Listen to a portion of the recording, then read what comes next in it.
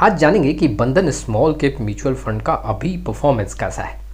Risk के मामले में ये म्यूचुअल फंड अभी क्या डेटा शो कर रहा है। देखो, गिरावट के बाद ऐसे म्यूचुअल फंड का आंकड़ा क्या कहता है।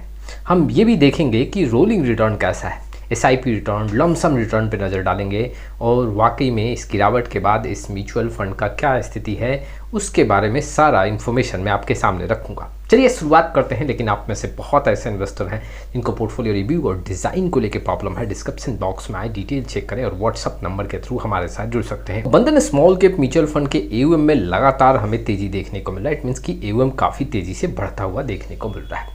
अगर देखा जाए तो गिरावट में देखें, अगर मैं पिछले 2-3 महीने का आंकड़ा देखूं एयूएम के मामले में, तो इनफ्लो का जो स्थिति है बंधन स्मॉल कैप म्यूचुअल फंड में काफ़ी ज़्यादा देखने को मिला है।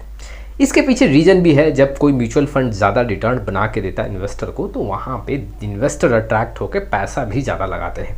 अब कुल मिला के देखा जाए तो बंधन स्मॉल कैप में जो ये एयूएम बढ़ रहा है, इसके पीछे का जो स्टोरी है वो रिटर्न का स्टोरी है। मार्च में जो गिरावट देखने को मिला उसमें बंधन स्मॉल कैप म्यूचुअल फंड में डीप भी काफ़ी ज़्यादा देखने को मिला।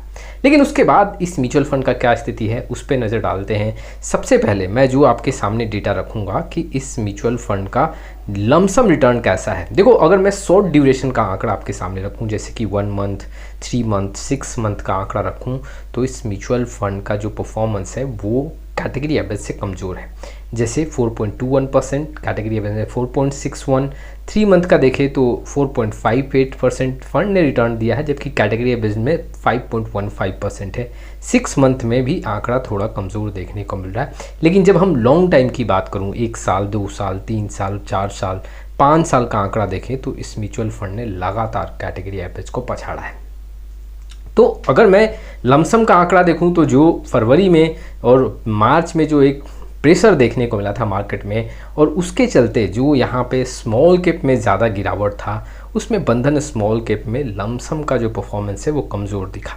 लेकिन जब हम एसआईपी की बात करें कि एसआईपी में रिटर्न कैसा है, तो आप यहाँ पे देख सकते हो हर एक जो ड्यूरेशन है, जैसे 1 ईयर, 2 ईयर, 3, 4 एंड 5 ईयर, इसमें कैटेगरी एवरेज को काफ़ी पीछे छोड़ा है। जैसे कि अगर आप 1 ईयर का आंकड़ा देखोगे तो इस फंड ने 8.3% का रिटर्न दिया है, कैटेगरी एवरेज में 7.26% का रिटर्न है। 2 साल का आंकड़ा देखें तो इस म्यूचुअल फंड ने 8.46% का रिटर्न दिया है, कैटेगरी एवरेज में 5% के ऊपर है। 3 साल, 4 साल, 5 साल में भी कैटेगरी एवरेज से बेहतर देखने को मिल रहा है। लेकिन जो ये 3 साल, 4 साल, 5 साल का आंकड़ा है, कैटेगरी एवरेज से काफ़ी बड़ा डिफरेंस बना रहा है। जैसे 3 साल में कैटेगरी एवरेज में 10% है तो यहाँ 17% है, 7 से 8% ज़्यादा। 4 साल में जैसे 14 से 15% यहाँ पे कैटेगरी एवरेज में है, तो यहाँ पे 23 से 24%, 10% ज़्यादा। 5 साल में जो कैटेगरी एवरेज में 15% के आसपास है, यहाँ पे 22 से 23%, तो कुल मिला के 7% यहाँ पे ज़्यादा एसआईपी के मामले में कैटेगरी एवरेज से काफ़ी ज़्यादा डिफरेंस बना के दे रहा है और ये काफ़ी बेहतर देखने को मिल रहा है। देखो, अगर कोई म्यूचुअल फंड लगातार कैटेगरी एवरेज को पछाड़ रहा है तो वो बेहतर है, लेकिन जब वो पछाड़ने के साथ साथ रिटर्न का जो डिफरेंस है वो कैटेगरी एवरेज से काफ़ी बड़ा क्रिएट कर रहा है, जी हाँ, तो हम कह सकते हैं कि वहाँ पे जो डेटा है रिटर्न के मामले में काफ़ी स्ट्रांग है। ठीक वैसे ही अगर मैं रोलिंग रिटर्न की बात करूं, जैसे कि एसआईपी के रोलिंग रिटर्न का आंकड़ा देखूं, यानी 1 ईयर का अगर रिटर्न देखोगे तो यहाँ पे फंड का जो मीडियन है 18.1 है, कैटेगरी एवरेज का जो मीडियन है वो 15.4 है। यानी 3 ईयर का आंकड़ा देखोगे तो फंड का जो मीडियन है वो 30% के ऊपर है, कैटेगरी एवरेज का जो वहाँ पे है 20% के ऊपर है। 5 साल का कोई देखोगे आंकड़ा 27 से 28%, जबकि कैटेगरी एवरेज में 18 से 16%। लमसम के भी अगर मैं यहाँ पे रोलिंग रिटर्न का आंकड़ा देखूँ तो लमसम में जो डेटा कहता है कि 26 से 27%, यानी 1 ईयर का आंकड़ा देख लो, और कैटेगरी एवरेज की मीडियन की बात करें से 13%, यानी 3 ईयर का जो आंकड़ा है वो 31 से 32, और यानी 5 ईयर का जो आंकड़ा है वो 32 से 33%। इट मीन्स कि काफ़ी बड़ा डिफरेंस तैयार करके दे रहा है। रोलिंग रिटर्न का भी आंकड़ा यहाँ पे काफ़ी स्ट्रॉन्ग देखने को मिल रहा है। अब मैं आपके सामने एनुअल रिटर्न रखूंगा, ईयर टू ईयर का जो एक रिटर्न है वो आंकड़ा रखूंगा, और उसके बाद हम समझेंगे कि वाकई में किस साल इस म्यूचुअल फंड ने बेहतर डाटा शो किया है और किस साल परफॉर्मेंस के मामले में कमज़ोर देखने को मिल रहा है। 2021 से अगर हम डेटा देखें तो इस फंड ने 2021 में कैटेगरी एवरेज को पछाड़ा है, 2022 में कमज़ोर देखने को मिला, 2023 में काफ़ी अच्छा देखने को मिला, 2024 में भी इस म्यूचुअल फंड ने कैटेगरी एवरेज को पछाड़ा है, 2025 में कमज़ोर देखने को मिल रहा है। तो इट मीन्स कि अगर आप टोटल आंकड़ा देखोगे तो इस 5 साल के ड्यूरेशन में 2 साल ये म्यूचुअल फंड कैटेगरी एवरेज से पीछे रह गया। अब देखो, अगर आप देखोगे तो इतना ज़्यादा रिटर्न कैसे रहा, कैटेगरी एवरेज से यहाँ पे 2 साल काफ़ी ज़्यादा पीछे रह गया, उसके बाद भी रिटर्न ज़्यादा क्यों देखने को मिल रहा है? जब आप इस म्यूचुअल फंड का ग्राफ देखोगे तो कैटेगरी एवरेज से काफ़ी बड़ा डिफरेंस बना रहा है। जब भी ये रिटर्न अच्छा देता है तो कैटेगरी एवरेज से काफ़ी बड़ा डिफरेंस बनाता है, जिसके चलते अगर किसी साल काफ़ी कमज़ोर भी होता है तो उसको वो मेंटेन कर देता है। जैसे देखो 2023 में इस फंड ने ऑलमोस्ट 50% के ऊपर का रिटर्न दिया, कैटेगरी एवरेज में सिंगल डिजिट का रिटर्न था। कुल मिला के अगर देखोगे तो वहाँ पे 10%, 11%, 12% का रिटर्न शो कर रहा है। वैसे ही 2021 में इस म्यूचुअल फंड ने 50% के ऊपर का रिटर्न दिया। 2024 में भी आंकड़ा देखोगे तो इस म्यूचुअल फंड ने करीबन 30%, 40% का रिटर्न दिया।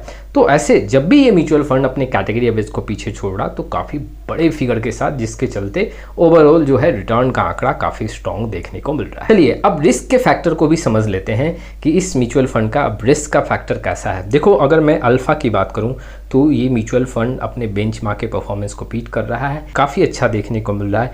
लेकिन जब साप रेशियो की बात करूं तो यहाँ पे रिस्क ज़्यादा दिख रहा है। इट मीन्स कि जो रिस्क एडजस्टेड रिटर्न है वो काफ़ी पुअर है। बीटा की बात करूं तो बीटा जो यहाँ पे डिफाइन करता है कि कितना सेंसिटिव है म्यूचुअल फंड, बीटा देखने को मिल रहा है। इससे ये समझ में आता है कि ये फंड काफ़ी ज़्यादा सेंसिटिव है।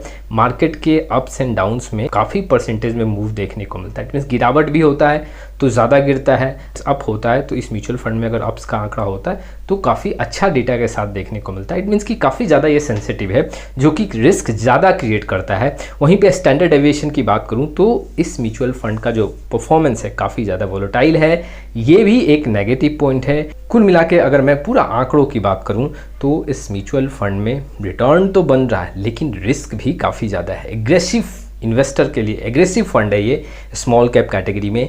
एक तो अगर आप देखोगे तो मार्केट में अगर गिरावट होता है स्मॉल कैप इंडेक्स में 2%, 3%, तो यहाँ पे फंड में काफ़ी ज़्यादा गिरावट देखने को मिलता है। देखो, आपको ये समझना पड़ेगा, अगर आप ज़्यादा रिस्क ले सकते हो तो ये फंड आपके लिए सूटेबल है, क्योंकि अप्स एंड डाउन्स भी यहाँ पे काफ़ी ज़्यादा देखने को मिलता है। देखो, गिरावट में कई बार इन्वेस्टर डर जाते हैं। जब कोई फंड काफ़ी अच्छा परफॉर्मेंस शो कर रहा होता है लेकिन गिरावट में वो काफ़ी ज़्यादा गिरता है तो वैसे फंड से इन्वेस्टर भागते हैं, निकलना स्टार्ट करते हैं। जबकि फिर से जब मार्केट रिकवर होता है तो वैसे फंड फिर से आउट परफॉर्म करने लगते हैं। तो देखो, इन्वेस्टर को पहले ये समझना पड़ेगा कि क्या आप ऐसे फंड्स के लिए तैयार हो, हाई रिस्क ले सकते हो। क्योंकि देखो, स्मॉल कैप में अगर आप जाके देखोगे तो बहुत ऐसे फंड्स हैं जिनके पास डाउन साइड प्रोटेक्शन काफ़ी अच्छा है, रिटर्न भी वैसे ही देते हैं। ये नहीं कि रिटर्न आपको ताबड़तोड़ बना के देंगे, जैसा परफॉर्मेंस नीचे का देखने को मिल रहा है वैसा ही परफॉर्मेंस ऊपर का देखने को मिल रहा है। तो वैसे में आपको ये समझना पड़ेगा कि आपका रिस्क कैपेसिटी कैसा है। स्मॉल कैप में भी अगर आप काफ़ी एग्रेसिव जाना चाहते हैं तो ये फंड काफ़ी बेहतर होगा। लेकिन अगर आप डिफेंसिव मोड में स्मॉल कैप कैटेगरी में जाना चाहते हैं तो फिर आपको ऐसे करना पड़ेगा जो डाउन साइड प्रोटेक्शन के साथ आता हो। तो ये कुछ इन्फॉर्मेशन थे जो इन्वेस्टर के लिए इंपॉर्टेंट थे। आपका क्या राय है इस वीडियो को लेकर कमेंट बॉक्स में जरूर आए। फिर मिलेंगे एक नए वीडियो के साथ, तब तक के लिए जय हिंद, जय भारत।